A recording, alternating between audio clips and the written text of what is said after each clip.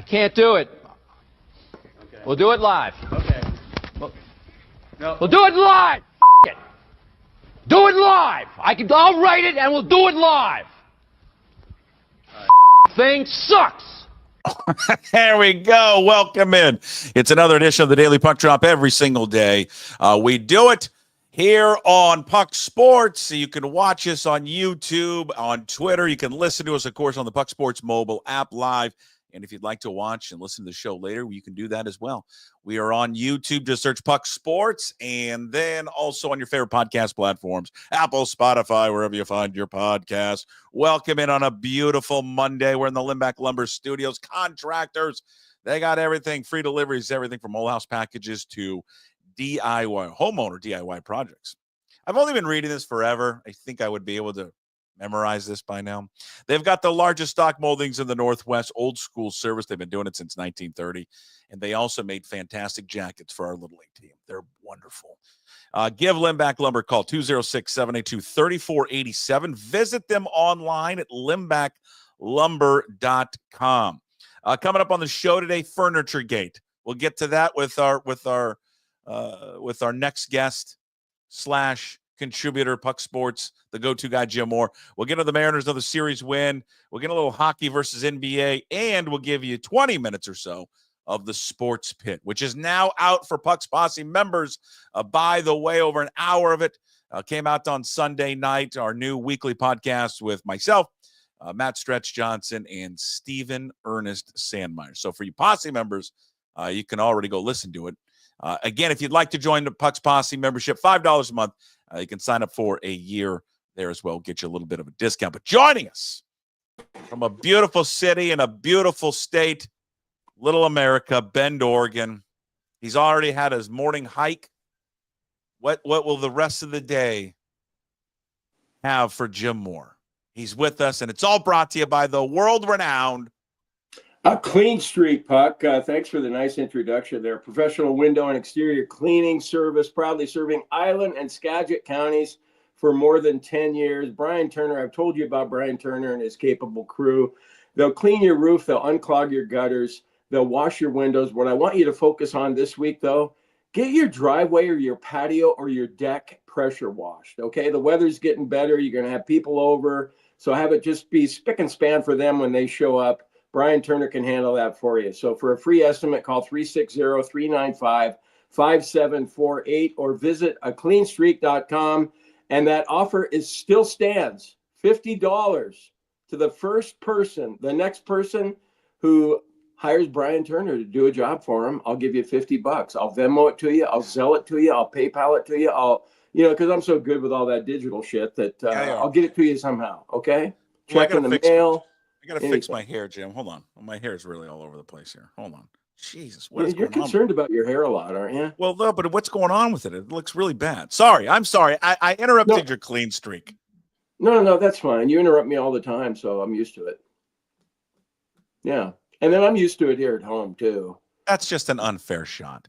I mean, Kathy's the queen of interrupters. You're the king of interrupters. Oh, yeah. That's just... I'm getting my haircut today. I don't think that's appropriate. Well, you've got more money in your pocket to burn because, boy, did Palouse Ridge let you off the hook. Why? How much money did I do? Why did I mess with my hair? It looks worse now. I don't know. Right there. Keep that. How much is Palouse Ridge forcing you to pay? For the cart damage on Parents' Weekend, where I went down a steep hill and took a turn and put the cart on its side, wrecked the frame, $445.96. You got away with that one. You were hoping it was going to be more, weren't you? Well, I was hoping it was the entire $9,000. Yeah, there's part of me that wanted all of your winnings. You had to blow it on the golf cart. Sure. Well, I paid Jeremy Wexler, the director of golf there at Palouse Ridge. I saw him in person on Friday because Stevie and Mikey and I went out and played golf when I was up there to help them move out of their apartment. Yeah. So you couldn't make the show because you were playing golf. Well, I figured that you might give me shit about that. Oh, yeah. And I have an God, I can't make the show on Friday. Got to move the boys out of their rooms. I'm like, oh, okay. God, I look terrible. I'm almost 68. Just say next time I want to go play golf. I want to go play golf with the boys. That's all you got to do. Bags under the eyes. Christ, what the hell, man? No, okay. Here's the deal. Okay, so I was going to drive up Friday morning, and instead I drove up Thursday afternoon. And I asked for the time off with you on Monday before I knew that I was going to be driving Thursday afternoon. Sure. And Stevie made a tee time for 10:51, and I thought it takes like 6.5, 7 hours to drive up there from Bend to Pullman. And so I thought, I can't make the 10:51 tee time by driving up Friday morning unless I left at 4 a.m, which I'm not going to do that. And then I just thought, oh, the hell with it. I mean, I already asked for the time off. I'm playing golf, and Puck will understand. Quality time with your kids. It's not like I lied to you, because my intent was to be driving Friday morning. And then, what a fiasco it is if I try and pull off to the side of the road and do the podcast from the side of the road. It never seems to work out very well. So I figured it was better off. And then, I saw the shot that you took on Twitter saying that the podcast was so much better with Chris Egan filling in. So, yeah, whatever. It was a great show. It was just, it probably was one of the better shows we've ever had. I actually listened to it. It was great. He has a story. It's 2 stories that are coming out this week. One is on the Mount Vernon pitcher that is coming out tonight, I believe. And then this story that I think is going to be turned into a movie about this woman woman now, who is playing college softball at Edmonds Community College. She's 28. And I'll just leave it at that. And you can go back and listen to the show or watch the show from Friday, and then I think that piece on her is coming out a week from today. It is remarkable. I mean, absolutely remarkable story. Well, you're right about that. And I'm going to give you a compliment, and I'm going to give Chris Egan a compliment, because I was driving between Biggs Junction and Madras. It's about a 90-mile stretch. It was about 11 o'clock at night. I'd gotten 4 hours of sleep the night before, but I was pushing it to get home. And I thought, you know what? I'm going to go to pucksports.com, and I'm going to listen to the Friday show. And it was about an hour and a half, and it got me to Madras. And then once you get to Madras, you can make it, because you're only like 45 minutes to an hour to Bend. So you guys were terrific. You guys were really good. I mean, Egan was better than you, but you were pretty good too. That in between Madras and what's the other part? Junction City? Biggs Junction. It's on 84 down on the Columbia. Yeah, that's a rough ride. There's not much out there. No, dude, that is a rough ride, man. I've done that many times. That is one of the more difficult drives, I think, probably in America. All right, so here's my question. Now you had that huge post there on social media of you just somehow tying down all that furniture with bungee cords, by the way. Well, everybody's got something against bungee cords. I don't understand that. I need to go get those special straps from the hardware store. It seemed unsafe. The way that you had it stacked on there. So I assume the furniture made it the whole way. Yeah, without a doubt. It did. Hold on with it. It didn't fall out. Nothing. There was no problem. Well, I looked at it. I looked at it the night before, and I thought, God, that looks a little too much Beverly Hillbillies, Jed Clampett with everything just going out the sides. And I thought, basically, the way I had it, it was like me waving, going, hey, officer, pull me over right here, because I'm doing everything illegal under the book. I haven't even told you all the illegal stuff I was doing. I shouldn't be. I'm not proud of it, but I don't know. There's some things that I should have been doing that I didn't do. I think you need to have your load covered. But I felt like it was strapped in. And I mean, furniture is not going to slip out of a pickup. It's pretty heavy, unless you're going on some big ass hill or something, which I wasn't doing. So I had it, I thought, secure. But the key was to not get pulled over, because I might have gotten a ticket for the load itself. I also have expired license tabs from December. I still have Washington plates on my Ridgeline, and I've got an Oregon driver's license. So I'm picturing the cop going, hey man, why do you have an Oregon driver's license and you haven't changed your plates yet? And why is your couch hanging over? And I'm going to blame this on Kathy. I looked in my, up on my visor, and I pulled down my little insurance card. It expired in January. Oh my God. So, I mean, I would have been busted for everything under the sun. And then, You're so I'm driving along, everything's going fine. And, you know, I checked the load from time to time to make sure it was secure. Coming out of Washtuckna, I'd come up from Colotus to Washtuckna. yeah. And then, I took the right to go toward Pullman, 67 miles left. Okay, Jim, here we go. I look in I couldn't see in my rear view mirror because of all the furniture back there, but the side view mirror, I look and I'm going, oh shit. It's a Washington State Patrol car right behind me. And I'm going, okay, this is it. And I'm already in my mind formulating what I'm going to tell the officer, the lies I'm going to try and spin and, you know, get sympathy. I'm helping my kids out. They're coming home, officer. I don't know what I was going to say. But he followed me for about 3 miles, and I thought, I can't take it anymore. I got to just like take a turn. And if he follows me, he follows me. But if he doesn't, I'll be good to go. And so I took a turn, like I think it was a Hooper cutoff or something like that. And God, I just looked in that side view mirror and I'm like, please, Jesus, I know I'm not religious. I'll go to church on Sunday if you let the officer go straight. And Jesus listened. Jesus listened. I looked in the rearview mirror and the officer kept going straight. And I'm going, thank you, God. Thank you, God. So then you wait. What do you wait it out a few minutes to get out of view? Minutes. Yeah, I pulled out. You know, you're in the middle of nowhere, so I thought, well, I'll just take a pee. You know. Yeah, sure. I know exactly what you're talking about at that turn to Hooper. I know exactly what you're talking about. Yeah, exactly where that's at on 26. Oh my God. Oh, I thought for sure the picture that you said there was no way that furniture was going to make it without falling. God, what a relief! And then the nice people at the store. You know, I had the storage facility. I didn't get a storage room until last minute, and they stayed open past 5 o'clock for me. And CNS Storage in Pullman, they were terrific. So yeah, everything worked out well. Yeah. God, then I got to see my kids. You know, move some of their furniture into the storage room. Yeah. Went out that night to we went to the Coug. You ever have a trash can? I had my first trash can. You know what a trash can is? Yeah, it's I've seen it, but explain it to me again. It's a beer Rita, right? It's like a blue and green drink where they put in 3 or 4 shots of booze. It's kind of like a slushy. And then pour a beer in it. Well, and then they take a Red Bull. And they pop the Red Bull, and then they put the can upside down in the middle of it. That sounds healthy. And then when you get it, you just pull the can up and let the rest of the Red Bull go in. And yeah, how was it? It was pretty good. It wasn't bad. How many of those did we have? Just one, and then I went to Jack Daniel's on the rocks after that. Sure. Yeah, but wait, hold on. I guess they do. They have hard liquor there. Yeah, they do. Really? Yeah, they do. I haven't really been to the Coug that much. I honestly, and so it was really good to go back there, and then went to Valhalla after that.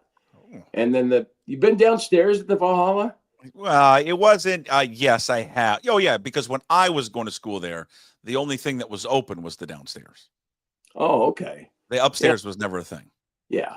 Shocking for you to hear this. I was the oldest person there. Oh, I would imagine. I was wondering how you would navigate those stairs. That's a steep decline right there. Yeah, I was hanging on to the railing. Yeah, that's a deep one. All right. Good. And then we finished it off at the Emporium. Yeah. Good you been God, there? Man. Oh, God, it was where that's at. We called it quits at 1:30. The highlight of the night. You want to hear the highlight of the night? I'm sure this will be of a lot of interest to listeners. Can't wait. I met Dane Erikstrup and took a selfie with him. I saw the picture of him. Yes, good. He was at the Emporium. Yes, he was. That's the bar over in the apartments, right? Yes. It's by Jimmy John's. Yeah, but it's over. It's over in like the CCN, over where all the apartments are. Is it not? No, it's in the frat district. Yeah, the Emporium. It's it's called the Emporium. I don't know what it used to be called, but I don't know that. The place was hopping on a Thursday night, though. Oh, I don't know. I think it's because it's finals week. The kids were done with their finals. Oh, wait, is it where Shakers used to be? I don't Adams. know. I think so. Okay. I think so. It's walking distance from the Coug. I mean, you can get there in 2 or 3 minutes, just around the corner from the Coug. Really bar hopped all around. Good for you. Jeez. Yeah. Man, your age. And then we couldn't get an Uber. See, now I was being smart because I knew I'd be over. Shocker, you couldn't get an Uber in Pullman. Yeah, 1:30. There was just no way. And so we had to walk all the way to Hell and Gone. Mikey's way the hell up there by the Cougar Mart and by the Land. You ever been to the Land? There's that's the bar I was thinking of. The Land. The Land is the one that's in the apartments. Yeah, that's a hell of a hoof. Yeah. Good for you. Good for you. So at 2 a.m. we were hiking from Emporium all the way back up there. And the next morning, getting up and playing golf. And God, I was nervous driving the cart, though. I was nervous. Well, especially after, did you see the story with John Elway? I did see that. And how many times, Buck, have we all done this? I know you've done it. We have all ridden on the back of a cart with our feet on the bumper, hanging onto the roof and the frame. Yeah. Yeah. A million times. We've all done that, and none of us will do it anymore after hearing about what happened to Elway's agent. Yeah, I'm going to be interested to see what happens to Elway. Because obviously they were at some party. I mean, clearly the neighborhood they're living in, alcohol's involved in this. And then usually when you're the guy back there hanging on the bumper, the guy, your buddy, is kind of messing with you. Trying to get you to fall off. Yeah, of course. Yeah. I only drove the cart for one hole, and Mikey looked at me, goes, "God, you're being too timid and cautious. What the hell are you doing?" I go, "Why don't you drive? I don't want to mess with it today." Okay. So good. How'd you play? I'll tell you in a second. My thanks to Jeremy Wexler, though, director of golf there. He couldn't have been nicer to me. He was so nice to me. And I told him, I go, "God, I'm just embarrassed because as an alum, we're all proud of that course." I told him that. Aren't we? Aren't we proud that that's our course? And for me to do what I did, that's just, it's unforgivable, really. Is this part of why he's lowered the price? Are you doing like a commercial for Palouse Ridge? Because I'm waiting for it. And by the way, they've got a 2-for-1 deal coming up next month. Palouse Ridge, PalouseRidge.com. I'm waiting for it. No. Hey, do you think he could sneak in a couple of, like some air checks, some promotional stuff? We got this huge tournament coming up. We haven't really sold it out yet, but we'll give you a deal. No, even if he charged me $5,000, I would have said the same thing. We're all proud of that place. I shouldn't have done what I did, and it was kind of funny when I got home though, because Kathy was like going through the Bank of America thing, going, "Hey, what's this 445.96 from Palouse Ridge?" And I was like, "Yeah, well, that was that cart damage, honey. Remember I told you about flipping the cart?" And she just went, "Oh, okay." Huh? How about that? Did you shoot as well as Scotty Scheffler did this weekend? I did not. And get a load of this. I had Eric Van Rooyen as one of my 2 players this year. So he shoots 23 under and doesn't win the golf tournament. Yeah. No, I shot 96. Well, take a 96. I didn't play all that well, but I mean, when you're playing golf with your kids and their buddy Adam, it was just a fun time out there. Yeah. 31 under for Scotty Scheffler. That just was ridiculous. Well, he just kept pouring it on in the final round too. He was like, "Well, I might as well finish strong. I've been playing." Yeah, I don't understand it. I don't know how guys can play that well. I mean, you still have to make the putts, and those guys always do. That's the thing. We can play well for a hole or two, but we don't make putts like those guys do. Yeah, that was just ridiculous. Yeah, the fact that Van Rooyen was 23. What was Spieth? 19 under. Did he shoot a 62 on Sunday? Yeah, 31. And then still ends up being that far back. Yeah. No, the talent those guys have. I mean, and Scotty just acts like it's a walk in the park out there. I know. And then you got that. You got the Mariners. Did you guys ever catch a Mariners game when you're over there? I did not, but I kept tabs on what they were doing. It's 8 series in a row. Yeah. And I was figuring it out. They're on a 99 win pace, even after losing yesterday. 99 win pace with a team that seems like has a roster, and with the injuries, they should be under 500, but they're not. What was the preseason win total? Was it 85.5 or 86.5? I think it was 85.5. Something like that, right? Yeah. Well, both you and I were betting both hands on the under. Yeah. And then it's because I'm enjoying the hell out of it, but then I have this just awful feeling in the pit of my stomach that it's just all going to come crashing to an end. Well, I just have this just awful feeling. Like last year, we recorded the sports pit yesterday with Sandmeyer and Stretch, and Steve brought this great point. He's like, just remember, think about this. They were 13 games over 500, 10 games up in the division. I think it was mid-June. He's like, we're 6 weeks away from that. I mean, he's like, that's how quickly it can just disappear. I mean, I'm like, oh my God. So I just have this glass half empty feeling that something's just going to go just horribly wrong for them. Well, yeah, that's part of being a Mariner fan, isn't it? Because something always goes wrong with the Mariners. It's been since 1977, except for a couple of exceptions. Something usually goes wrong with the Mariners. So yeah. Can you just convince me? Can you assure me that nothing is going to go wrong? Well, I'll assure you with what you've always said all season long, which a month and a half of the season, is that the division's not that good. Yeah. It's just not that good. So you can scuffle along a little bit. Scuffle's a word that they only use in baseball, by the way. So you can scuffle as a team. Yeah, why is that? You don't scuffle as a football team. Nobody ever says that. No. But no, it's basically going to be even if they fall back to earth, which we know they're going to fall back to earth at some point.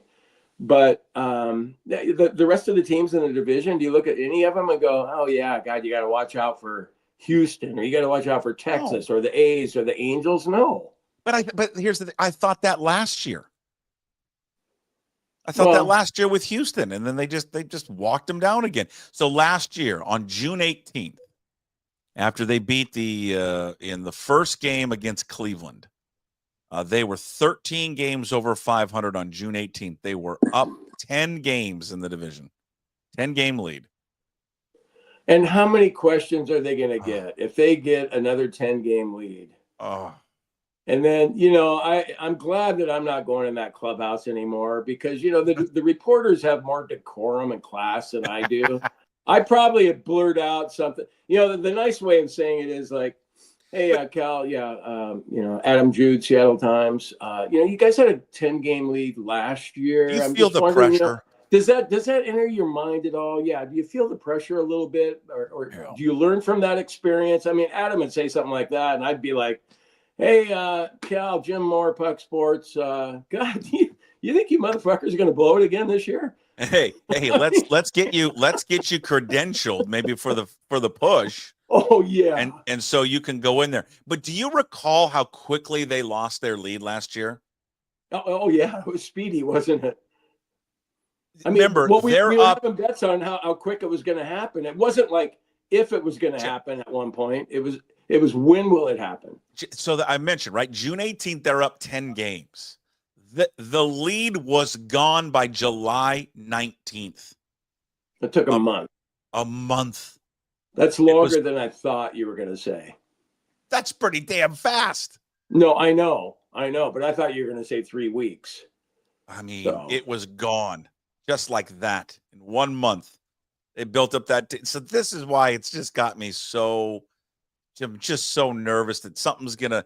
They've had so many injuries, and God bless them. They have weathered all of these injuries, and they're getting these contributions from guys all over the place.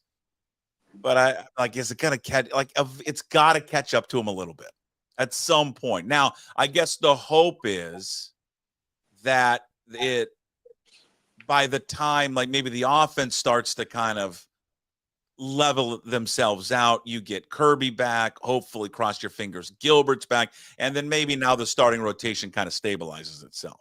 Because, one thing that, that we haven't really talked about much is even, before they lost these guys to injuries, it wasn't like their starters were dominating, certainly not like they have in the last few years. So maybe that stabilizes and they can kind of, weather whatever, I guess, offensive storm is coming their way. No, that's a good way of looking at it. There you go. That's not glass half empty, what you just said there. That's glass sort of kind of a little bit full. The other thing, I mean, Puck, yeah, you're right. I mean, I think things are going to come back to earth a little bit here, but In the meantime, so for like oldsters like me, and you're not an oldster yet, but you turned 50 in December, so Yeah, getting there. you're getting there. I mean, this is something that we can truly appreciate in the world of alphabetic measurements of baseball.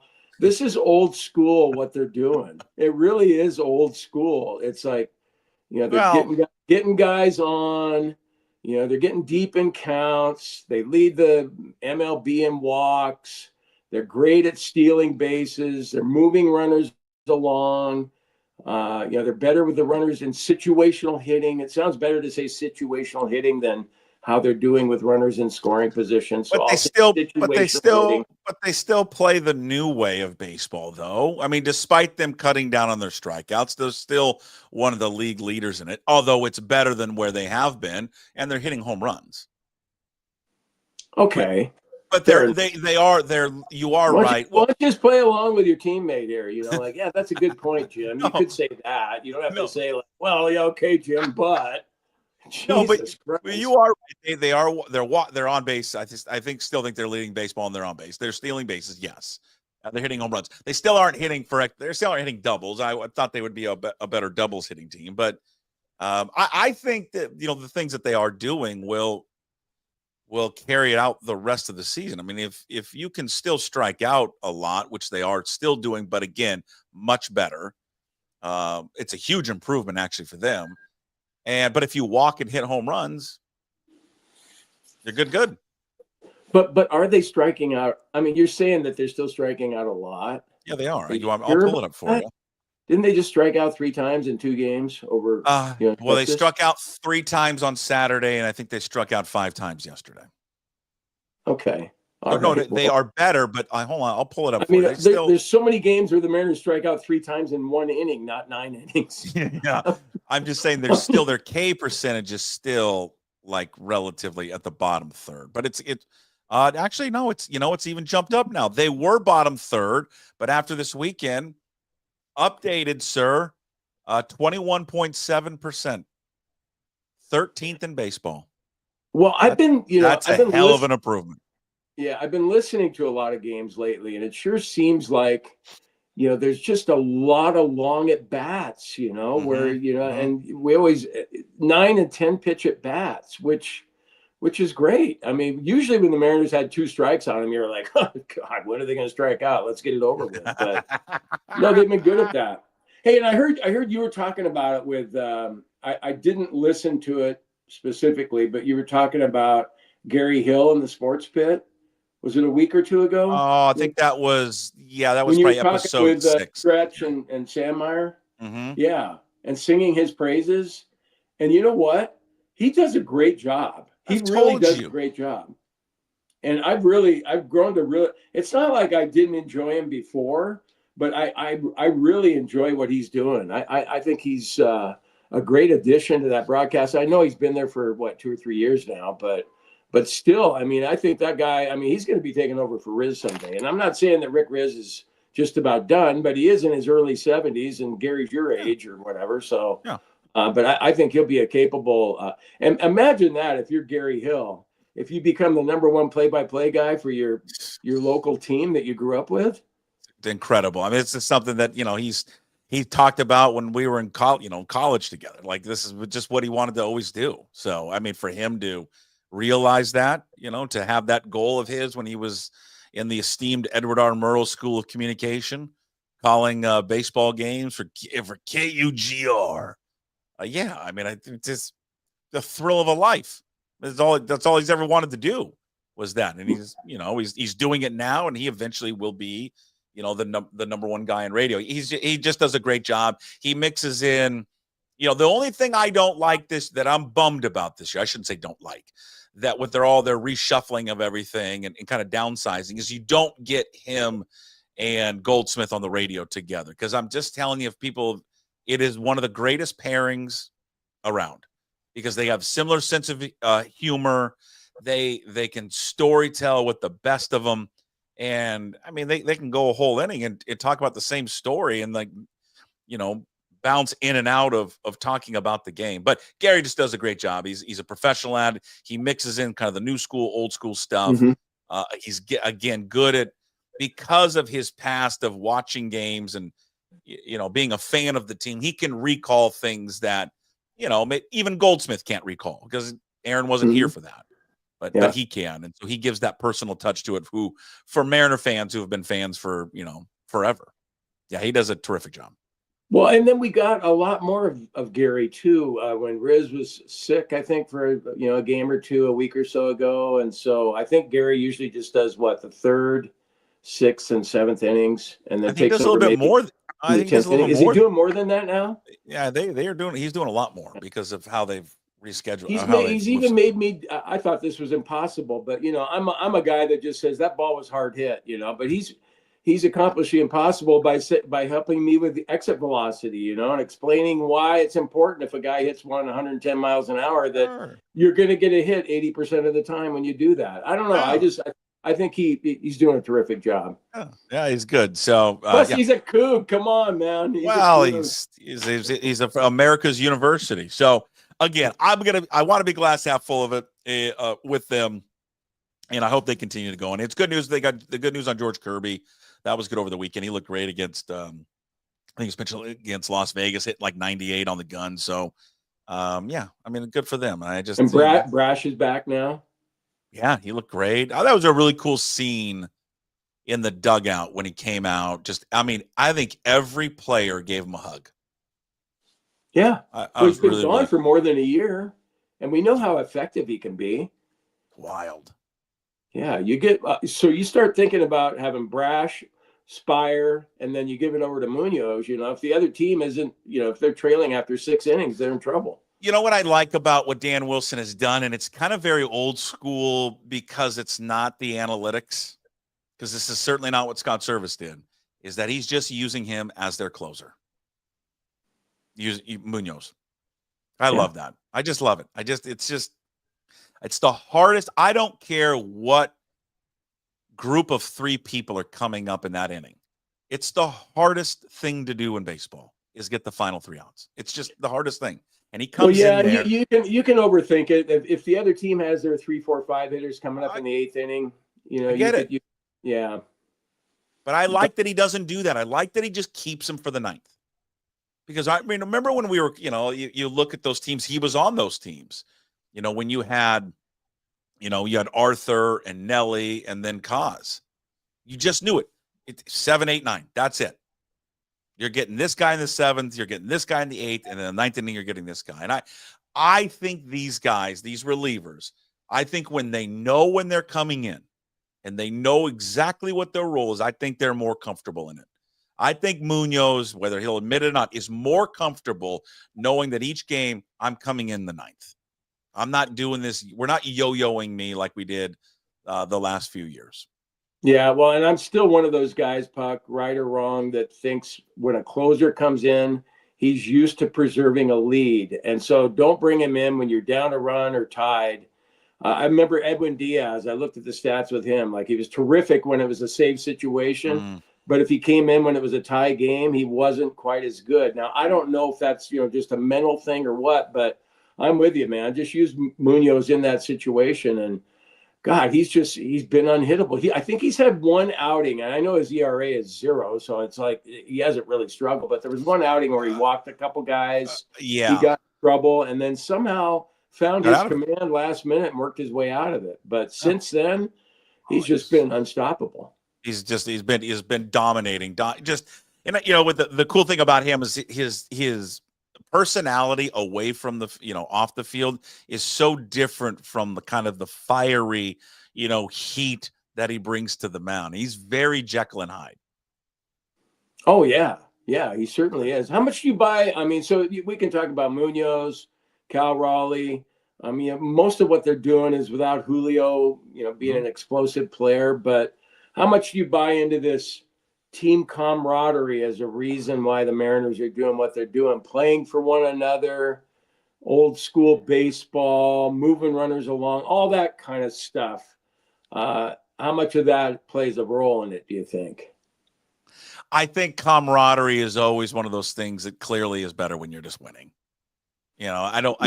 Obviously they wouldn't if they were under 500, they wouldn't be talking about how everyone gets along and everyone's playing for each other. I think that's just a product of, I think that stuff is a byproduct of winning, because, and then you also see plenty of teams that don't get along and they don't really care for each other, that they win all the time just on pure talent. But I'm not saying it's nothing.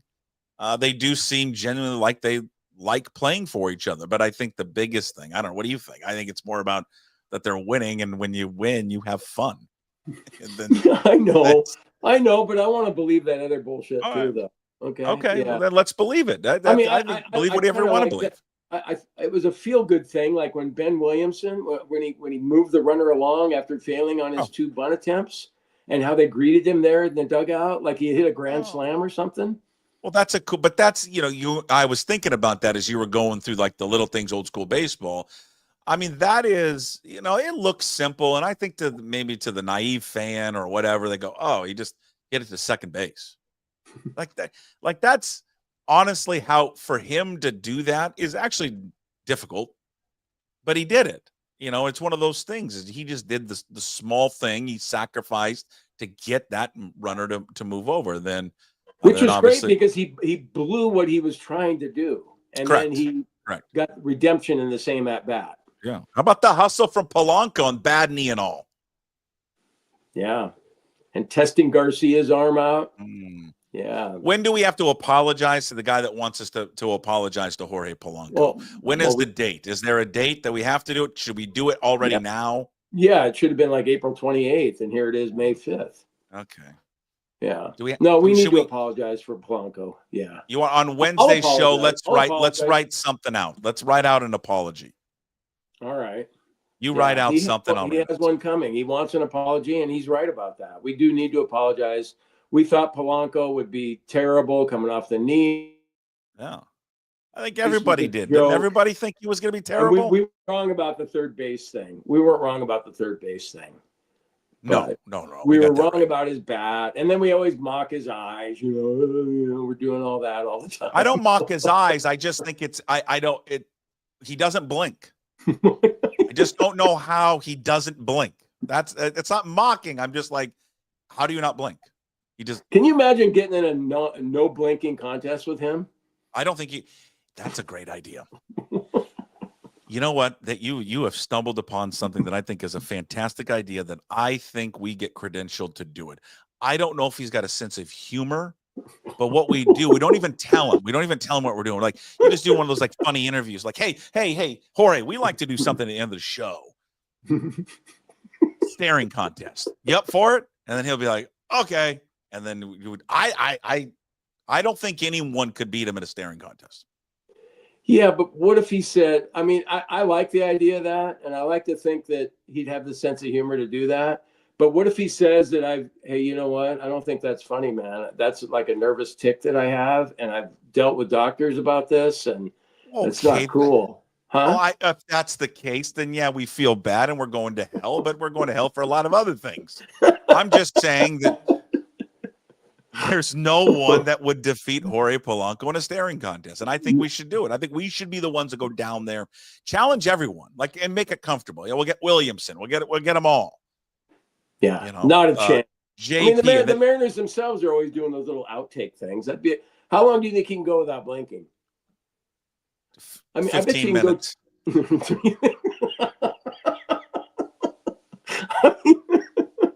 Honestly, I don't know. Has he been wearing the goggles still lately?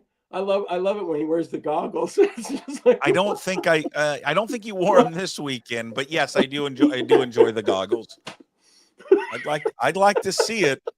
They should do it on the jumbo. Hey, let me ask you something. Why do we think some things that are so silly and stupid are that funny? Because there's got to be some people right now going, God, that's just not funny, you guys. Oh, can we get back to talking about the Seahawks rookie minicamp? Who do you guys think stood out the most? Jim, who do you think stood out this weekend watching the rookies at minicamp? Oh, I think Jalen Milroe looked really good. He commanded the huddle. He looks like he could maybe challenge Sam Darnold. I think Robbie Oots is going to be a great addition to the backfield. Good point, Jim. Jim to me. Huck, what did you think about him and Worry getting Russell Wilson's number 3? Good thing or disrespectful to Russell? Oh, thanks, Jim. Yeah, good point. I wonder why they gave him number 3. Seems like that's disrespectful to Wilson. You would think he'll be in the Ring of Honor. 3rd down. Yeah, you want to do that? There's plenty of fucking shows you can go listen to right now if you want to listen to that. Go ahead. You're such a dick. No, they've got a little more enthusiasm than that. Yeah. What? Too bad Mills, the Notre Dame defensive tackle, couldn't play. What do you think he's going to provide this year, Jim? Yeah. Shoot me. Well, at least with the Mariners, I kind of like, sometimes I'm going, God, I don't know what the hell I'm talking about. With the Mariners, I feel like I know baseball a little bit. I mean, the Seahawks, all that, 3 technique and, the gaps and all that shit, man. I just, God, can we just talk, they're favored by 6.5. Can they cover that? I mean, that's more interesting to me. Anyway, yeah. Hey, if you want to talk about gambling, if you want to talk about the Seahawks, I'll fake my way through it. I'm not going to talk. We just did talk about the Seahawks. Boy, Jalen Milroe, ball really came off his hands with a real velocity. I think this relationship with Arroyo, boy, this could be a sign of things to come. Okay, there we covered it. Hey, did you see their win total is 7.5? Is it 7.5? I think I saw that all? Yeah, take the over. Yeah, you'd think so, wouldn't you? Of course. Well, 7.5. Come on. Yeah, they're going to be better than that. Hey, did we last talk? No, was it Thursday or Wednesday? Did I tell you about? Did I tell you about the vampire taking a perfect game into the 5th inning in Little League? No, I know you've been concerned about his arm earlier this season. So he had a little tired arm. We called it soggy arm in the beginning of the year.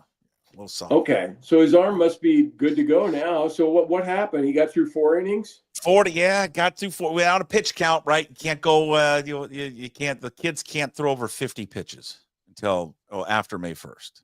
So yeah, don't you make an exception even in Little League if a kid has a perfect game going? I should have.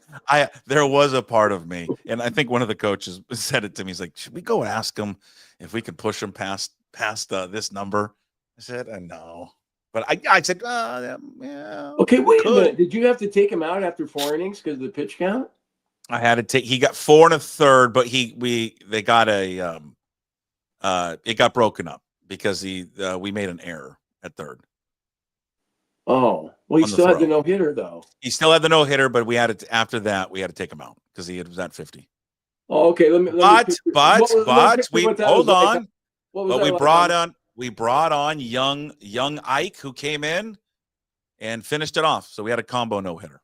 Okay, let me picture what that was like on the mound with you and your kid. Like, hey, no problem, Dad. I completely understand. Pitch count, I got to save my arm for years to come. Okay, here's the ball, Dad. Give it to the next guy. I bet you the vampire was going, what the fuck, Dad?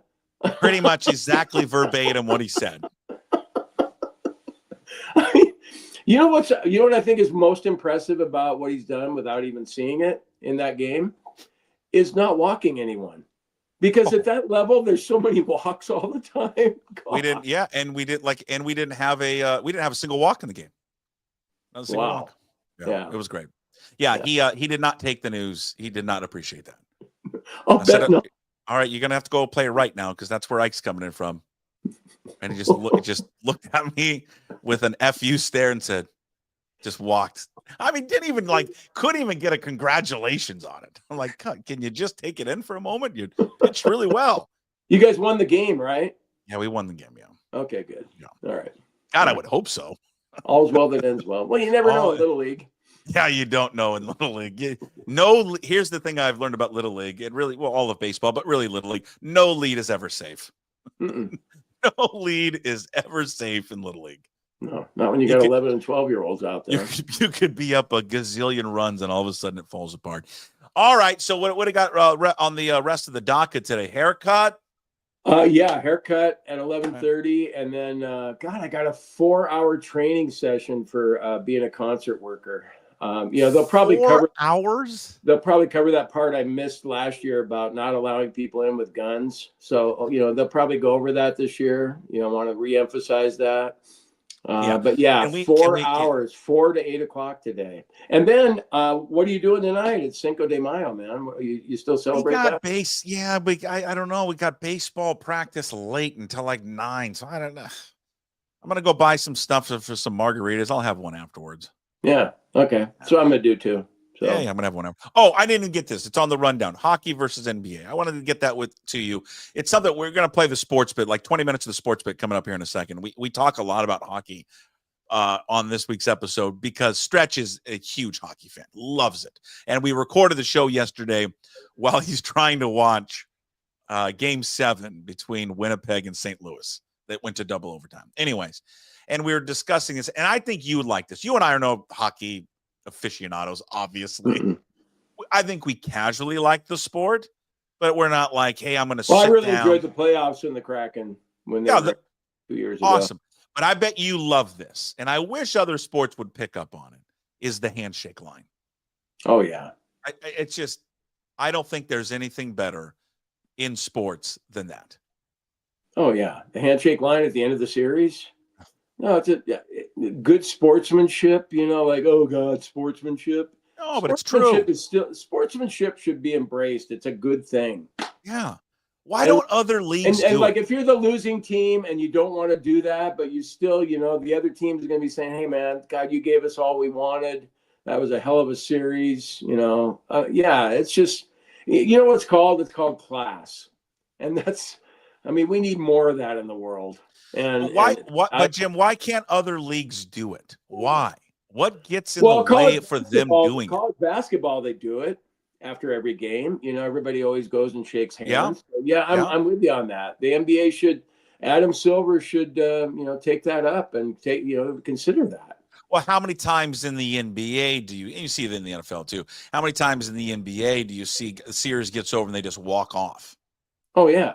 They don't even do anything. Remember when the Pistons did it to the Celtics? Or excuse me, the Pistons did it to the Bulls with 15 seconds left when the Bulls finally got through them. Remember, they'd always been a thorn in their side.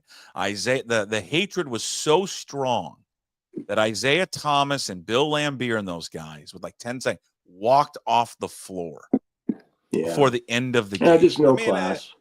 No class whatsoever. Yeah, I'd like to see it in all. I do like that about hockey, and I heard you say, I think once about like playoff basketball. You know what? It was inevitable that we were going to lose him. It just started freezing up on it.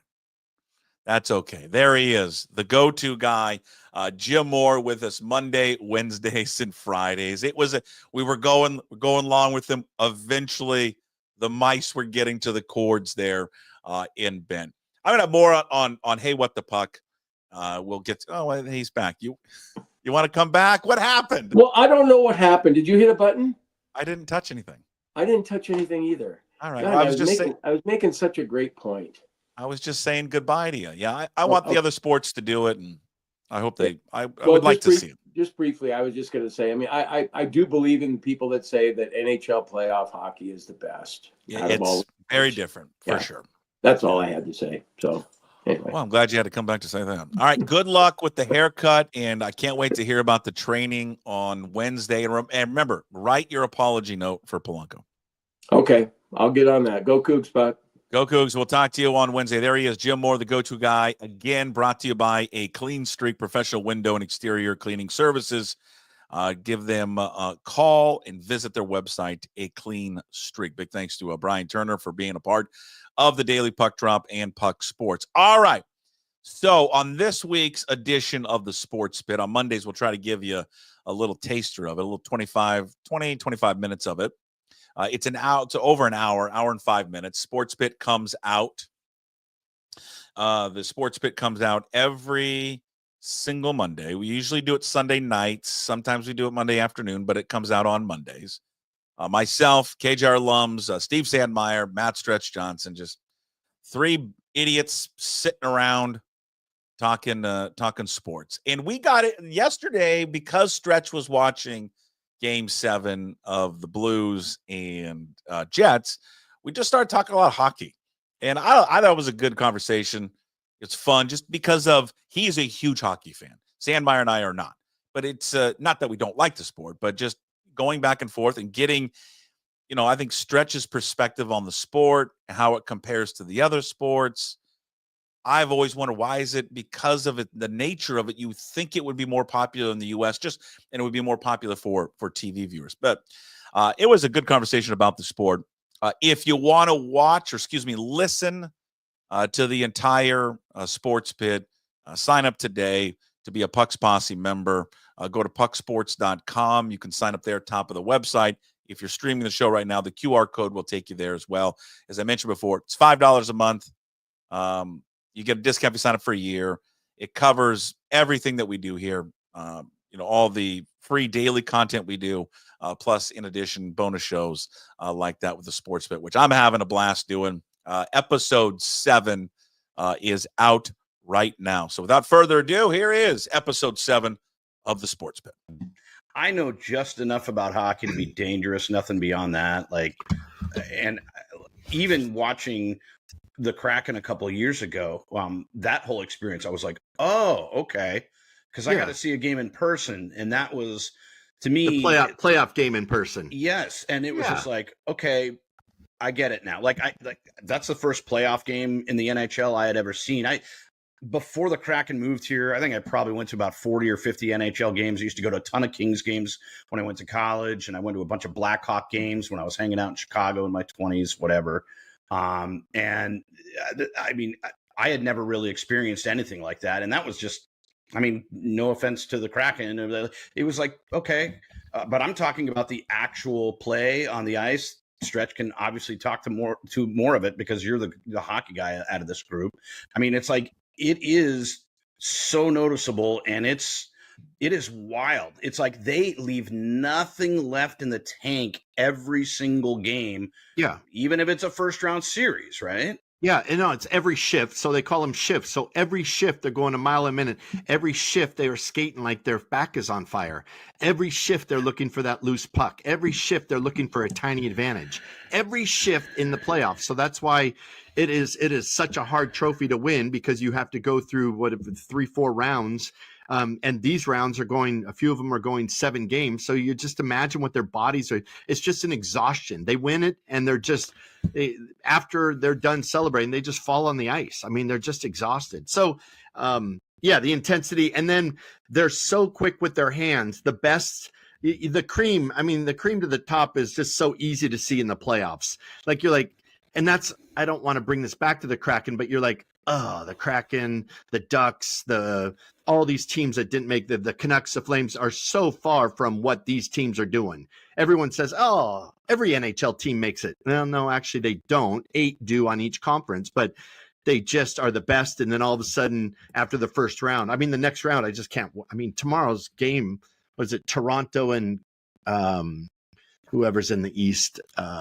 I just looked on the old phone.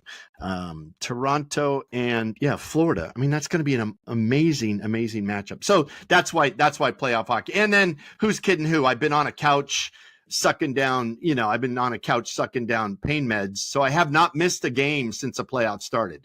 So you just follow, there's so many names, just like in all these playoffs or all these sports. And then you kind of get rhythms, and you see, that guy's a dick, or that guy you cheer for, or that guy's got a good story. So, but I've liked hockey for years. Yeah. Where does it rank? Where does it rank for you? Is it like number 2, number 3? Number 3. Soccer's number 1, then NFL's number 2, and then hockey. So for sure. And do they have? Is there anything in the NHL where there's like Sandmeyer was talking about it earlier? There is this load management. It's really put people off, especially the regular season. Guys aren't playing every night. They're missing games. They're not trying hard. I think it ramps up in the playoffs. I think you see guys that, although you've seen a lot of blowouts actually in the playoffs this year, but I think the effort level certainly ramps up in the playoffs. Is there anything like that in the NHL? There's no load management thing. They're guys dogging. Really. Not that stuff, because it's as honest of a sport as, I mean, that's where the handshake at the end of the series comes in, is the respect, because they've just given it all. But during the season, no, I mean, there's nicks, and I mean, they're beat to shit during the season. So yeah, it depends on how deep you are at a certain position. But if a guy's beat up, the guy's beat up. He can't skate. I mean, lower body, they always list things as lower body injuries. How the hell do you skate with a lower body injury? I mean, it's fucking nearly impossible. I think hockey players are just a totally different breed, Puck. If you were NBA, you can loaf anytime you want, right? And maybe a teammate might call you on it, but that other teammate might be loafing too. Hockey, if you loaf, there's other guys that depend on you. I think that would be self-policing, and what the hell do I know? Yeah. I've never been in an NHL locker room, but if somebody calls you out for loafing or catches you loafing on a hockey team or a hockey club, I think you get the shit beat out of you, right? That is a self-policing sport when it comes to that kind of stuff. It's like, dude, we're out here putting our asses on the line, and it's a dangerous, violent sport. And like, dude, it's dangerous if you dog it, because that's going to leave one of the other guys vulnerable, right? I mean, yeah, I think I'll tell you one thing is, and I don't want to compare toughness, because I mean, the guys in the NFL get the shit beat out. We've all been there. We've all been on the sidelines, whatever. But these guys grew up in Ontario, 40 miles north of the border, and they're playing hockey in minus 20-degree weather in the winter because they want to, right? They're not complaining because it's cold. They're not complaining because they have a broken wrist. I mean, they're tougher dudes. It's just a tougher sport. They're born with this. They're born with a puck in their crib, but I mean, like, it's just a whole different deal that you go on the ice. If your fingers are attached, you're still going to play. You're just going to tape them up. It's a total different mentality. So, policing yourself. But if look at the bench, they've got no teeth, right? Guys lose their teeth during the game and they come back. They might get shot up in their gums. They come back. Losing your teeth is not a reason to miss a shift. And I mean, think about that. The guy's got burns for Carolina. He's missing his whole front bridge, and that happened probably with one puck, and he probably missed maybe, I don't know, 4 minutes of that game. Maybe he got shot up with some Novocaine or whatever, Toradol, who knows, and he's back on the ice. So I think it's just this unspoken deal where, that's nothing. I mean, the bridges that are the cuts, and they just stitch them there up on, even in the NHL, and the guy's getting stitched up, and then he misses 4 minutes. Well, it's like I'm watching the Rockets and the Warriors right now. So we're recording this on Sunday. Stretch has tuned away from the Winnipeg, and who's Winnipeg playing Game 7? I should know this. They're hosting St. Louis, and it's down to 5 minutes. So we're doing all right. Yeah, we're doing okay. Like Jimmy Butler earlier in the series fell on his tailbone, and he was out the rest of the game, missed the next game. And I'm thinking, like, if a hockey player fell on his tailbone. And I don't know, maybe the injury was severe for Butler. I don't know. Well, a couple things right? It was a hard fall, and they've got padding, and I get all that.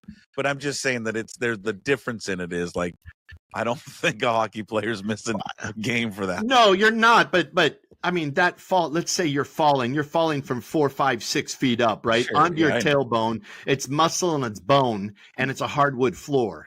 So let's give some of that. I don't think anyone's missing playoff games because they're a pussy. I was about to go say that to Jimmy Butler's face, Puck. Go ahead. I just think, but that we acknowledge there's a level of pain that those guys play through that maybe I think this is the wrong analogy. I think this is the wrong analogy. I think it's the wrong analogy. I think you can't question Butler's toughness in that instance. If you want to talk about guys like Joel Embiid, or you want to talk about a few other guys, that's fine, right?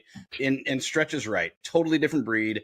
I think you have to be batshit crazy. A part of you, maybe a big part of you, has to be batshit crazy to play either the NFL or the NHL. Yeah. If you play in the NFL, you have a certain degree of crazy in you.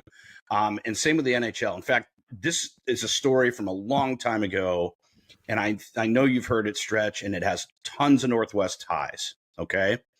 So I went to Seattle Prep a long time ago, right? I was a freshman. Doug Christie was at Beach, and at O'Day, they had Demetrius Dubose.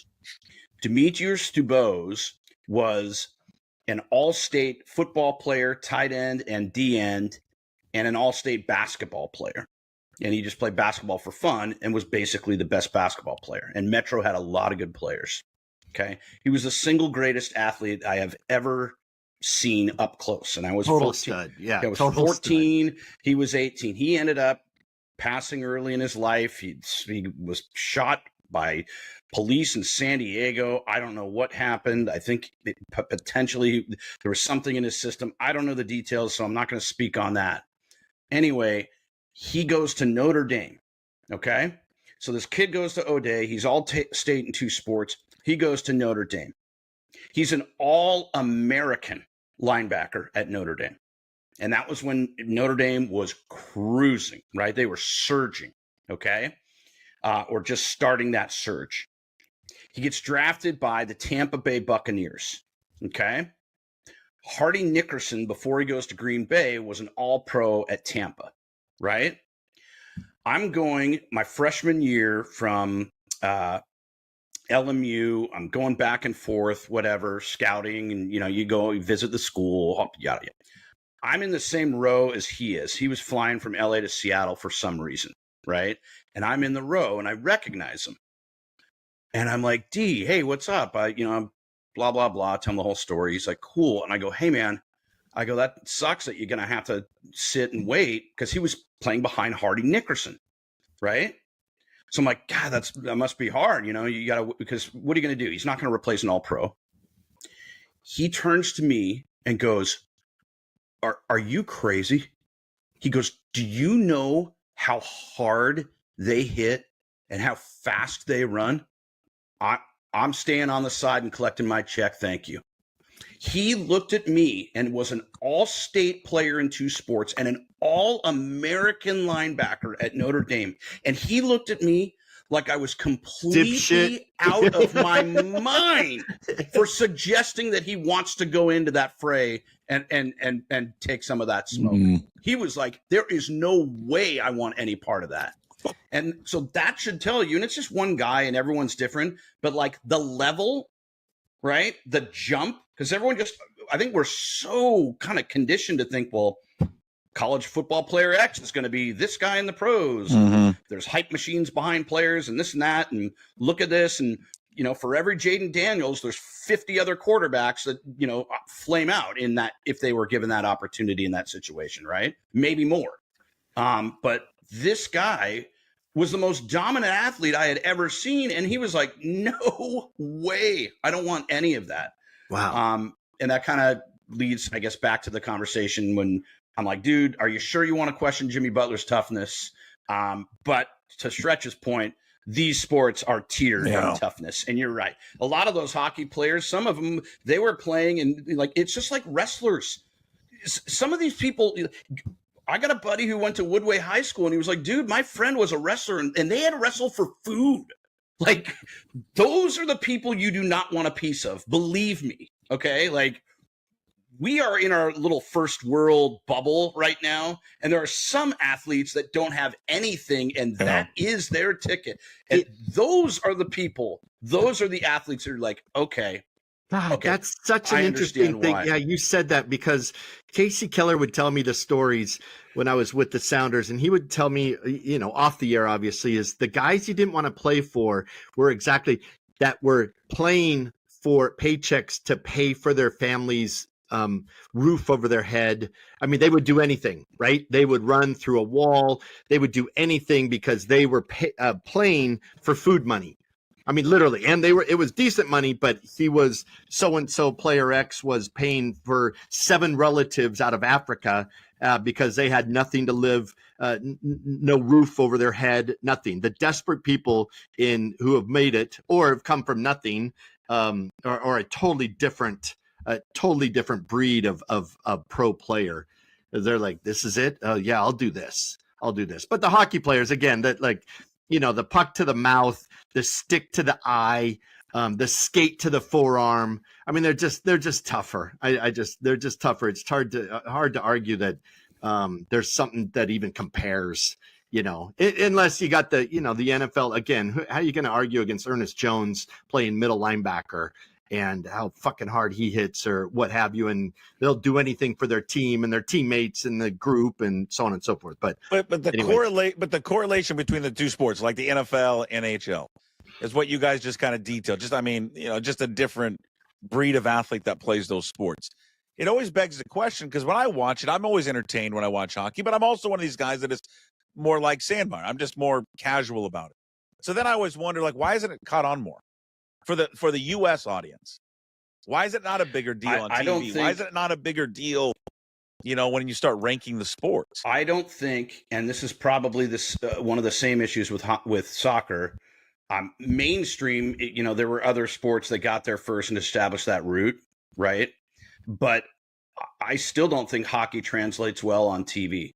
Like, TV does the most injustice to soccer. You got the wide pan and people are like, well, this game is boring. I'm like, you stand on a sideline of a soccer match and it's like one of the fastest sports you'll see. So TV ruins soccer, I think, compared to being in person. I do think there's a lot of that with hockey.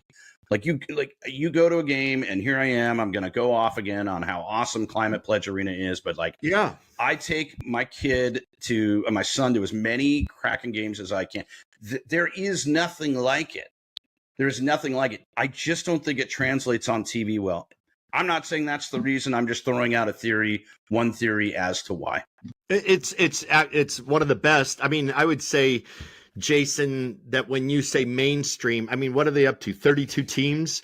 I mean, Nashville draws very well. Utah's got their new organization from Arizona. I would almost go the opposite. I mean, people always draw back to Gretzky.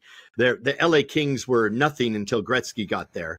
And I don't want to say nothing, but they had the big, huge flowery. They had a cool logo, but nobody went to LA Kings games before Wayne Gretzky. I mean, he put it on the map and made that whole desert, right? Dallas, my buddy hates that Florida keeps winning. Florida and Tampa, they're not hockey towns. But tell that to somebody in Tampa and Florida who've won Stanley Cups the last 5-6 years. So I believe they broke the attendance record again this year. But Sandmeyer's spot on. When you see Connor McDavid live and in person coming down the ice, going however fast he's going, that doesn't show anything on TV. Or whoever the opposition, Austin Matthews, or these best players in the world are in America or in the NHL. McDavid, when he flies down the ice, that does not do anything on TV. It's an amazing what they do. Sam, what I always thought about soccer and what I loved about following it is when you're in person, it's like ballet. How these guys, now granted, they're 160, 170 pounds, but how they're tiptoeing around and doing crazy shit with their body and not falling to the ground, controlling the ball, passing the ball, moving towards the goal is one thing. What these guys are doing on a thin blade and flying up and down the ice while getting smoked by the other guy. They're in fear of the defender. They're in fear of the net. They're in fear of the wall. And what they do at a high rate of speed is absolutely unbelievable if you're into it. And I mean, so I think it's because you're not going to turn on TNT. You, Jason, aren't going to turn on TNT because you're going to watch a playoff. You're going to watch a hoop game, or you're going to watch. Yeah. There's so many options. Every game in hockey is on ESPN Plus. It seemed like, and this is my opinion from my view, it seemed like for whatever reason that the NFL was made for TV the second it went on television. All the way back to the black and white days and Monday Night Football debuting in 1970. It just seemed like the National Football League was just a perfect made for TV product. And all they've done is continue to build that. So maybe they just, and baseball, obviously, the whole America's pastime thing, that was definitely a post-World War II surge, right? That was a thing. And then it almost became like a baseball game either on TV or on the radio. It wasn't necessarily like a made-for-TV sport, but it was a made-for-radio sport, I think. I think baseball was definitely a made-for-radio sport. And then that kind of was interwoven into our fiber as a country. I'm talking about popularity here in the States compared to the popularity of hockey in Canada. And it is a Canadian sport. Although there's tons of lineage and heritage of hockey success here in the States. I'm just thinking out loud of it's almost like these other sports they were they were late. The NFL was like the first and the best in terms of its TV production and value and entertainment, right? Like it just had it from the very start. And you look back even in like the 60s and 70s when those games were being televised, at the time, that was like the highest imaginable production quality for live sporting events. I bet people's minds were blown watching that, right? Oh my God, look at that. There's Kurt Gowdy. They're in Miami. It's the Jets and the Colts and this is out of hand. You know what I mean? Leading up to that, they had the name it, like all that stuff, right? And that is just like it has exponentially, it's like a compounding interest all the way up to and through every single year. Like the Super Bowl is a monster that's almost like, it's like Frankenstein. It's like it's outgrown us. Like it's changing calendars. They are going to have Super Bowl Sunday and mix that into President's Day weekend and basically encroach on a national holiday weekend so people like us can actually skip out on Monday as if we were going to do anything productive to begin with. Yeah, not right? calling sick. I think also, Jason, and part of this, you're a West Coast guy. We're a West Coast people. Yeah. If you grew up in an original six, as they say, or an original six town, and I know 5-0, Boston, Montreal, New York Rangers, Toronto. If you grew up in an original, you'd watch hockey with your grandpa, right? You'd be sitting there watching hockey, and they'd be talking about Guy Lafleur, they'd be talking about Lapointe, they'd be talking about the guys from, or you'd see Hockey Night in Canada in the way back when a game versus Toronto and Montreal, what have you. So that we are on the West Coast and the totems don't count really, and neither do the T-Birds or the Breakers. But if you were in, let's say, Boston, I've got a Boston buddy who, it's as big as the Red Sox. When they're rolling, and they had a great time there with the Celtics, Red Sox, and the Bruins when they were all winning championships. It was as important. That was as hard a ticket as anything else. Obviously, arena's small, but that's the other part. It was based in the East, I think, and we're out here, and either you kind of caught on to it, like soccer also, either you played it when you were 5 and you kept playing it, or you played it when you were 5, 6 and you're like, yeah, fuck it. I'll do some baseball. So, that's a tough argument to someone who's a Ranger fan. But growing up with, it's a key. It's like, my anything. My beautiful bride grew up in Denver, grew up in Colorado. So it had the Avalanche. Yeah, and just absolutely. So it's not like they've had tough down years. They've been pretty they were damn good consistent. right away. Right when they got there, they won in the first year or second year, and they were so. I think that's all part of it. So it runs forever. It's a sport, and you guys mentioned it earlier, and I didn't know we'd get into hockey, but this is good. I like it. Is the tradition of the shaking of the hands? I think is the coolest thing in sport. I don't think there's anything that the other sports do that is as cool as that. And there's nothing to compare it. And I don't know why other sports don't do it. Because they can't. They can't. There's always some beef, whether it's football or basketball or even baseball. There's always some beef. There's always one bad apple that's going to screw it up.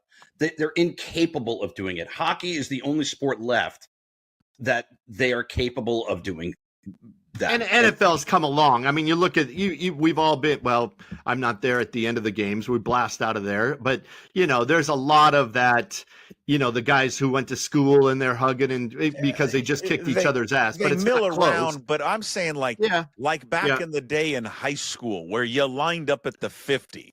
Good game. Even in baseball, that's the funny thing about baseball, and I wonder why it doesn't carry over to the major league level.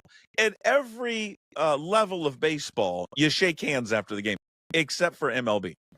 You do it in youth, you do it in little league, you do it in select ball, you do it in high school. Yeah, there's a little too much. I don't think it happens in college. Does it not happen in college? Are we sure? No, they go ape shit at home plate. They do the whole thing. I've never seen them do it in college. I thought they still did it in college. Yeah, too, and also Puck, they don't hand out orange slices halfway through the game. They don't do that but they anymore. should. It'd be a better. Yeah. I've got yellow ribbons because that's all I won. Those fucking yellow participatory ribbons. I think I still got them. I think it's one of the coolest things. You guys have been playing a 7-game series of beating the shit out of each other. You know, they don't like each other. They got in a fight, and then you got them, tapping chest at the end of the game, and just an old school handshake. That's really cool. So last night. There it is, this week's edition of the Sports Pit. If you want to listen to the entire show, we go more into that. We get into the Mariners. We make fun of each other. I mean, just a normal show. It is the full show available for Puck's Posse members. And we're just doing, I know there's some people want the video. We're just doing for the full show the audio because I don't know. For someone, I like just the audio version of it. Sometimes I think it's a little bit more intimate than just showing the video, but I get it. Some people like to watch the video. I understand that. But for the full shows, we're just doing the audio of it. So, again, Puck's Posse members, you can sign up, pucksports.com, top of the webpage. There's a link to the site. It will take you there. You can sign up. Don't have to sign up. It's all up to you. I get it. Things are getting more and more expensive. I totally understand it. If you have any issues, you're like, hey, I really want to listen to it. And I do want to support you, but just can't do it right now. Send me an email. Give me your sob story. And we'll make it work for you. All right. I don't want anyone not to have access to it. So, but if you can support, would be great. Again, pucksports.com. Sign up to be a Puck's Posse member. And again, just $5 a month, and you get a discount if you sign up for a year.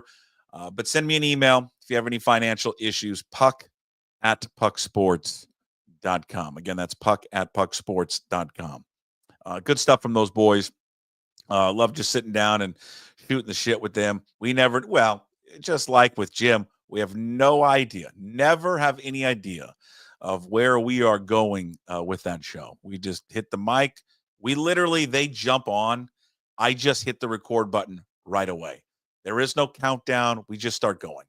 And we don't even know where it ends up. And I had no idea we'd start talking the majority of the show about hockey and the differences of the sports and all of that.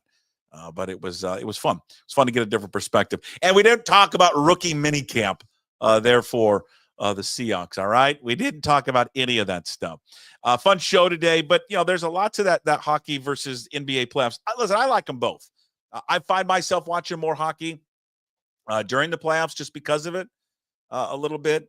And then the NBA playoffs, to me, I still watch the NBA during the regular season. I watch more of it, obviously, in the playoffs because the stakes are higher. And there is a difference between how those guys play in the regular season opposed to how they play in the playoffs. I think that's probably true for any sport, but it is true for the NBA. But the NBA gets after it. It was, last night you watched Steph Curry and that crew. You always talk about champions. Like, how can you knock off a champion? And how difficult is it to, unseat someone like Golden State who has the pedigree of winning championships? It's hard. It's hard, and especially two of those guys. I mean, Butler has it as well, but not the DNA that Steph and Draymond have. And I just think that those guys, they're so hard to beat. And I just love, strip away the stuff that Draymond does on the court and the antics. I love guys' championship moxie. And those two guys in particular have it. They just have it. If you watched that game yesterday, Steph Curry was having a horrendous first half. Horrendous. They were running defenses at him that he probably last saw in high school. I mean, they were running a box and one on him. I mean, you just never see that at the NBA level. And he, instead of forcing the action, and he just kind of gave it up to his teammates and let his teammates make shots. And Buddy Hield came through with one of the most epic playoff performances in the history of the league. And then Steph Curry decided, who's, again, playing hurt. He's got a bum shooting thumb. He decided, all right, I can't play that way in the second half. I can't defer anymore in the second half. I can play that way in the first half, and it got us a lead, and we're comfortable. But for us to win this on the road, close it out Game 7, I need to be the best player on the floor. And at times he was the best player on the floor in that second half. I mean, he had 3 points, I think, in the first half, ended up with 22, I think, overall. Made shots. He was driving to the basket, playing through contact. It was a physical game. And I love watching it. I just love watching guys who have been there before on the biggest stage step up in a moment like that, and they did. So they move on. And here's the deal. You may not be paying a close attention to the NBA, but anyone. You need to be rooting for anyone that faces Oklahoma City. Because if you haven't been paying attention, that team is loaded. I mean loaded. And, with this whole discussion about expansion, when is the NBA coming back, what I don't want to see, and it's this little carrot has been dangling over our heads forever now. And it's gotten to the point where it's so annoying from the league because we as sports fans, as basketball fans here, want an answer to when is it coming back? And it really has heated up right now because of the, TV deal, the sell of the Celtics. We thought, hey, once we get through those two hurdles, now here comes the expansion talk. And we haven't had it. And I get a sense from a lot of people very annoyed and angered, and you have every right to be those things. What I don't need to have happen is in this year where it's become annoying and we feel like we're waiting and waiting and waiting, is to see that team cut down the nets. Because they have all the talent in the world. They're probably the most talented team top to bottom in the league. And I just don't need to see them do it. So we need the Nuggets to knock them off. And if it's not the Nuggets, it's either got to be the Timberwolves or the Warriors. And then in the Eastern Conference, it's got to be the Pacers, Knicks, or the Cavs and Pacers. Somebody, for the love of everything that is right in the world, needs to beat them. But the playoffs in the NBA, they got a double dip tonight.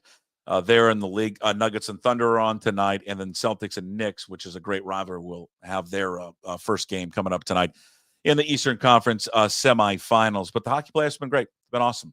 Hey, a reminder coming up later. I think they should be finishing up. Coming out later, we know that, or I've told you before, Puck Sports now in the producing world. The Graz with Gas Take 5 podcast will be coming out later today. Once that is all wrapped up, we will send it out. But those guys' new episodes drop every single Monday with the great Graz and Gas. All right, let's wrap it up with this. Hey, What the Puck, which is brought to you by Restoration One of North Seattle. They are your restoration company. Lets you avoid the stress of water, fire, and mold damage with their property restoration services. Locally owned and operated. Make them your first call when these damages affect your residential or commercial property. 206-817-8917. Visit them online at restoration1.com, the North Seattle franchise. To piggyback on what we were discussing in the sports bit with Sandmeyer and Stretch, I don't think there's a better tradition in sports than the handshake line in the NHL in the playoffs. There's nothing better. Absolutely nothing. And I don't think there's anything that compares in any of the sports to that. And I wonder why the other leagues don't pick up on it. I wonder why the other leagues don't do this. I think Sandmeyer's correct. Just can't have it. The egos or the attitudes of these other sports. I don't know. Maybe that's it. I don't know. Maybe that's preventing it from doing it. Jim said it earlier. You play in a hotly contested series in which everyone wants to kill each other, left and right. And at the end of it, you become a mature adult and you show good sportsmanship by getting in a line and shaking the hand of your opponent. Yeah, you don't have to like that person. Do you think these hockey players like every one of these guys they're shaking hands with? No. But it's a sign of respect that, hey, you beat us, but you know what? We're going to pay our respect to you, and we're going to shake your hands, and we're going to be good sports about it, because that's what it's all about. I just think that we have lost civility, not just in sports and everything, but in sportsmanship. It's something that I'd love for it to continue. I'd love to see it at the major league level. I mean, Maybe college. I mean, I don't know if it was in that clip. I'm not sure. Well, it was. I'm not sure if college kids do it anymore. They get in the handshake line. I know the managers afterwards come to home plate and shake hands. Maybe the players don't. But you see it in high school. You know, why can't you not carry it to the major league level? You know, high school football, college football doesn't do it. It just mirrors what the NFL does. But, you know, high school football, everyone lines up on the 50 and they go through the line. I think it would be better for the sport. Maybe it doesn't have to be during the regular season. It could be in the playoffs and all that. But it would be, I just think, a nice sign of civility and sportsmanship to do it. And I think it's one thing what hockey does in the playoffs afterwards. I think the rest of the leagues could learn something from it. It's a valuable lesson that I think other mainstream sports then on the lower levels would pick up on. And I think you would start to see it carry over a little bit more and have better sportsmanship. All right. That's Hey What the Puck. Again, brought to you by Restoration One in North Seattle. Your restoration company lets you avoid the stress of water, fire, mold damage with their property restoration services, locally owned and operated. Make them your first call when those damages affect your residential or commercial property. 206-817-8917. Visit them online at restoration1.com. North Seattle franchise. All right. Thank you for everyone watching and listening today. Thank you to all our sponsors. As always, Limback Lumber. Big thanks to Paul, Mark, and the entire crew over there. Thank you so much for, I'll show you. I don't have one of the jackets now. I'll show you the jackets they made for our Little League, not All-Star team, but our Little League team. Just sweet. That's just awesome, man. Really, the kids love it. So thank you for doing that. It was just awesome. Also, a big thanks to Georgetown Brewery there as well. Check out their new tavern beer at your local bar, georgetownbeer.com. And, of course, always big thanks to Restoration One. Today's Daily Puck Drop, you can find it up on YouTube. Please subscribe to the channel, like the channel, leave a comment. Also find the Daily Puck Drop on your favorite podcast platforms and, of course, up at pucksports.com. When you're at pucksports.com, sign up to be a member of the Pucks Posse. $5 a month. You support all the free content. Plus all the VIP and exclusive shows that we do as well. Our baseball coverage with our MLB insider / furniture salesman Ryan Divish. And, of course, our Sports Pit podcast with KJR alums Matt Stretch Johnson, Steve Sandmeyer. Episode 7 is out right now. Give that a full listen. And we now produce the Graz with Gas Take 5 podcast, which you can find up on YouTube and all podcast platforms and up at pucksports.com. Thank you for everyone tuning in today on a Monday. Tomorrow, 75 degrees. Let's go. Dust it off. Let's get those pasty legs out there. Get a little sunburn. Okay? Good for you there on a Tuesday. Happy Cinco de Mayo to everyone. Enjoy yourselves. Have fun. We'll see you tomorrow on another Tuesday show of the Daily Puck Drop. Until then, as always, promise to be better. No shoes, no ties. Would anybody like to smoke some pot? Yeah. I was born to love you. I was born to lick your face. I was born to rub you. But you were born to rub me first. What do you need my address for? We'd like to send out a mailer. Mother of mercy, I don't speak Japanese!